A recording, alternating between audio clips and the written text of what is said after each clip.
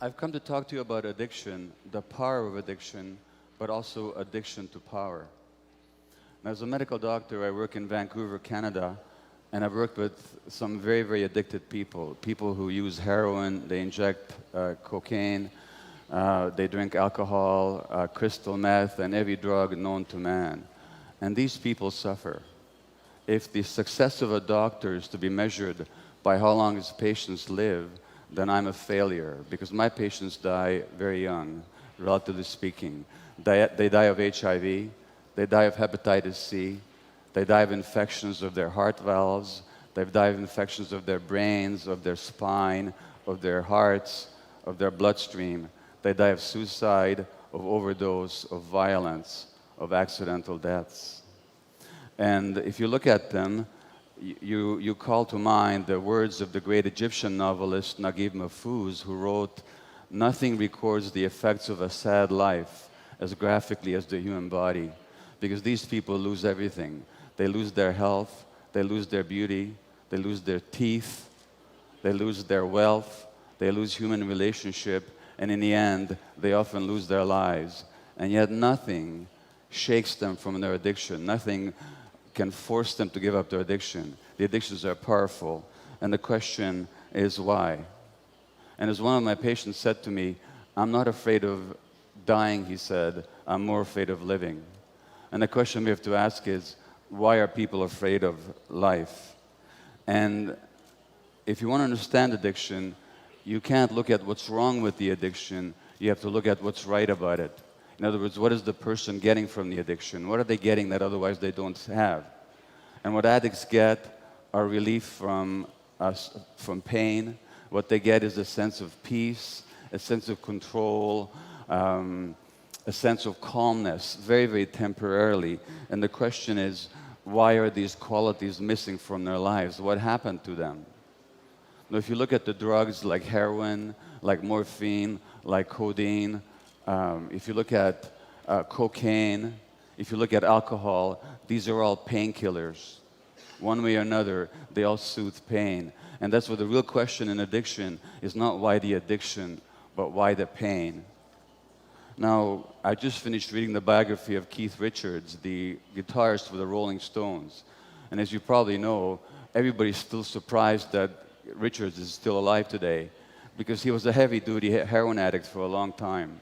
And in his biography, he writes that the addiction was all about looking for oblivion, looking for forgetting. He said, the contortions that we go through just not to be ourselves for a few hours. And I understand that very well myself, because I know that discomfort with myself. I know that discomfort being in my own skin. I know that desire to escape from my own mind. The great British psychiatrist R.D. Lang said that there are three things that people are afraid of. They're afraid of death, of other people, and their own minds. And for a long time in my life, I wanted to distract myself from my own mind, because I was afraid to be alone with it. And how would I distract myself? Well, I've never used drugs, but I've distracted myself through work and throwing myself into activity. And I've distracted myself through shopping. In my case, for classical compact music, classical compact discs. But I've been a real addict that way. One week I spent $8,000 on the classical compact discs, not because I wanted to, but because I couldn't help going back to the store. And as a medical doctor, I used to deliver a lot of babies. And once I left a woman in labor in hospital to get a classical piece of music. And I still could have made it back to the store, to the hospital on time. But once you're in the store, you can't leave, because there are these evil classical music dealers in the aisles, you know, who, "Hey, buddy, have you listened to the latest Mozart symphony cycle? You haven't? Well," so I missed the delivery of that baby. And I'd come home and I lie to my wife about it. Like any addict, I would lie about it. And I would ignore my own children because of my obsession with work and with music. So I know what that escape from the self is like. And my definition of addiction is any behavior that gives you temporary relief, temporary pleasure, but in the long term causes harm, has some negative consequences, and you can't give it up despite those negative consequences. And from that perspective, you can understand that there's many, many addictions. Yes, there's the addiction to drugs, but there's also the addiction to consumerism. There's the addiction to sex, to the internet, to shopping, to food. The Buddhists have this idea of the hungry ghosts. The hungry ghosts are creatures with large empty bellies and small scrawny necks and tiny little mouths, so they can never get enough. They can never fill this emptiness on the inside. And we all hungry ghosts in this society. We all have this emptiness. And so many of us are trying to fill that emptiness from the outside. And the addiction is all about trying to fill that emptiness from the outside. Now, if you want to ask the question of why people are in pain, you can't look at their genetics. You have to look at their lives. And in the case of my patients, my highly addicted patients, it's very clear why they're in pain, because they've been abused all their lives. They began life as abused children.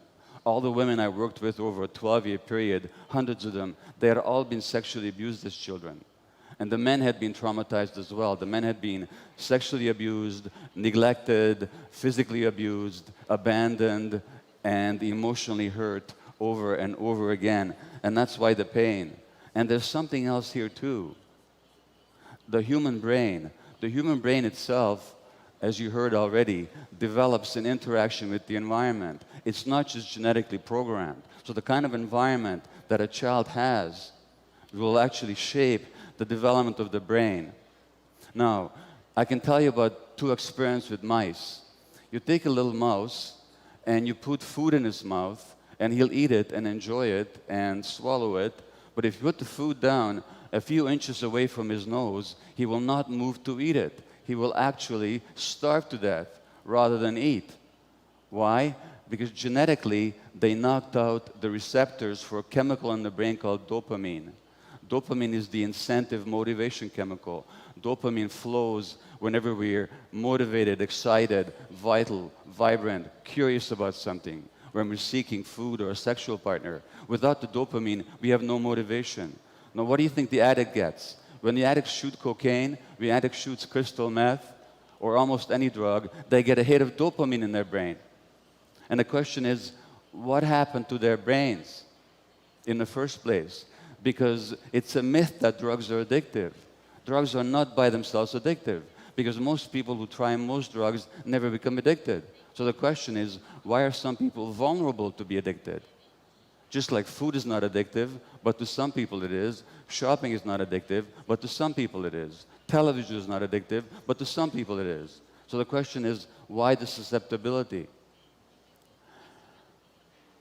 There's another little experiment with mice where infant mice, if they're separated from the mothers, will not cry for their mothers. Now, what would that mean in the wild? It means that they would die, because only the mother protects the child's life and nurtures the child.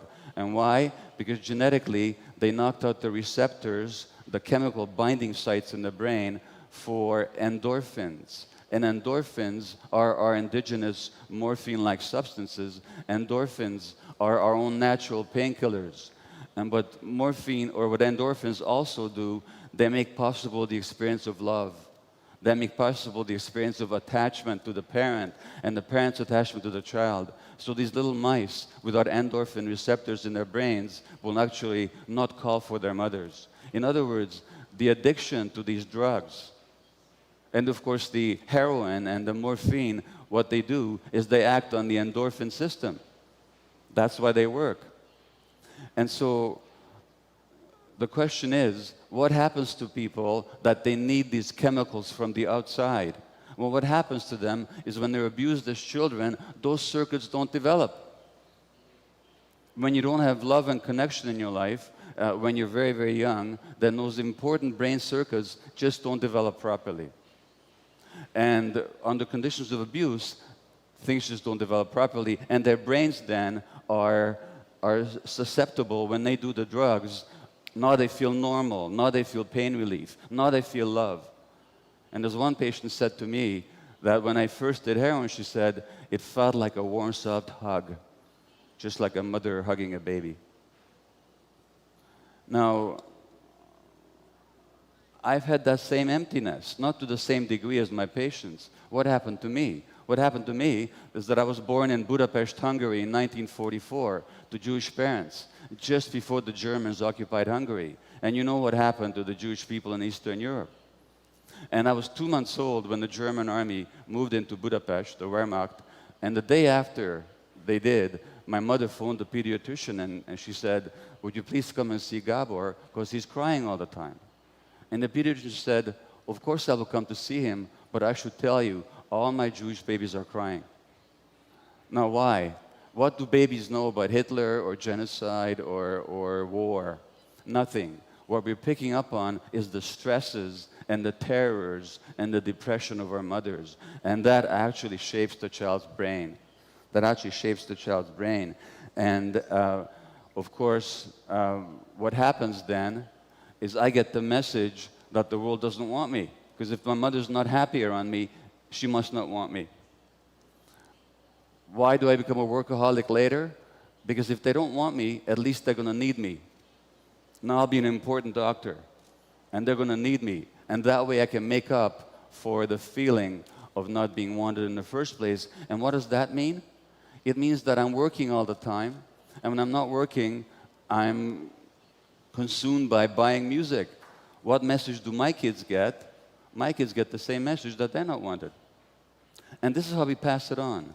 We pass on the trauma, and we pass on the suffering unconsciously from one generation to the next. So obviously, there are many, many ways to fill this emptiness. And for each person, there's a different way of feeling the emptiness. But the emptiness always goes back to what we didn't get when we were very small. What we didn't get when we were very small.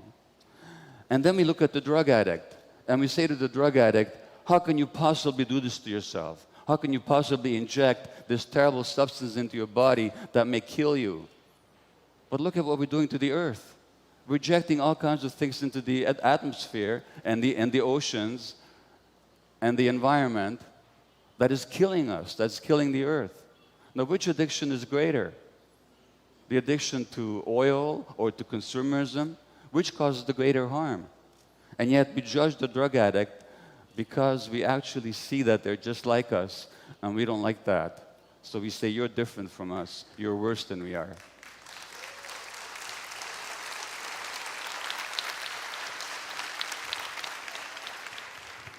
On the plane to Sao Paulo and Rio de Janeiro, I was reading the New York Times on June the 9th, and there was an article about Brazil. And the article was about a man called Nigio Gomes, a leader of the Guarani people in the Amazon, who was killed last November. And you probably heard about him. And he was killed because he was protecting his people from the big farmers and companies that are taking over the rainforest and destroying the rainforest, and they're destroying the habitat of the native Indian people here in Brazil. And I can tell you that coming from Canada, the same thing has happened over there. And many of my patients were actually First Nations Indian people, native Indian people in Canada. And they are heavily addicted. They make up a small percentage of the population, but they make up a large percentage of the people in jail, the people who are addicted, the people who are mentally ill, the people who commit suicide. Why? Because the lands were taken away from them, and because they were killed and abused for generations, generations, and generations. But the question I ask is, if you can understand the suffering of these native people and how that suffering makes them seek relief from pain in their addictions, what about the people who are perpetrating it? What are they addicted to? Well, they're addicted to power. They're addicted to wealth. They're addicted to acquisition. They want to make themselves bigger. And when I was trying to understand the addiction to power, I looked at some of the most powerful people in history. I looked at Alexander the Great. I looked at Napoleon. I looked at Hitler. I looked at Genghis Khan. I looked at Stalin. It's very interesting when you look at these people. First of all, why did they need power so much? Interestingly enough, physically, they were all very small people, my size, or smaller, actually smaller. They came from outsiders. They were not part of the major population. Stalin was a Georgian, not a Russian. Napoleon was a Corsican, not a Frenchman. Alexander was a Macedonian, not a Greek. And Hitler was an Austrian, not a German. So a real sense of insecurity and inferiority. And they needed power to feel okay in themselves, to make themselves bigger. And in order to get that power, they're quite willing to fight wars and to kill a lot of people just to maintain that power. I'm not saying that only small people can be power hungry, but it's interesting to look at these examples, because power, the addiction to power, is always about the emptiness that you try and fill from the outside. And Napoleon, even in exile, on the island of St. Helena, after he lost power, he said, "I love power. I love power." He couldn't think of himself without power. He had no sense of himself without being powerful externally. And that's very interesting when you compare it to people like the Buddha or Jesus. Because if you look at the story about Jesus and Buddha, both of them were tempted by the devil. And one of the things that the devil offers them is power, earthly power. And they both say no. Now, why do they say no? They say no because they have the power inside of themselves. They don't need it from the outside. And they both say no because they don't want to control people, they want to teach people. They want to teach people by example and by soft words and by wisdom, not through force. So they refuse power. And it's very interesting what they say about that. Jesus says that the power and the reality is not outside of yourself, but inside. He says the kingdom of God is within. And the Buddha, before he dies, and his monks are mourning and crying and they're all upset, he says, "Don't mourn me," he says, "and don't worship me. Find the lamp inside yourself. Be a lamp unto yourselves. Find the light within." And so as we look at this difficult world with the loss of the environment and the global warming and the depredations in the oceans, let's not look to the people in power to change things, because the people in power, I'm afraid to say, are very often some of the emptiest people in the world. And they're not going to change things for us. We have to find that light within ourselves. We have to find the light within communities and in our own wisdom, in our own creativity. We can't wait for the people in power to make things better for us, because they're never going to, not unless we make them. Now, they say that human nature is competitive, that human nature is aggressive, that human nature is selfish. It's just the opposite. Human nature is actually cooperative, human nature is actually generous, human nature is actually community-minded. What we see here at this conference, with people sharing information, people receiving information, people committed to the better world, that's actually human nature. And what I'm saying to you is, if we find that light within, if we find our own nature, then we'll be kinder to ourselves, and we'll also be kinder to nature. Thank you. Thank you. Thank you. Thank you.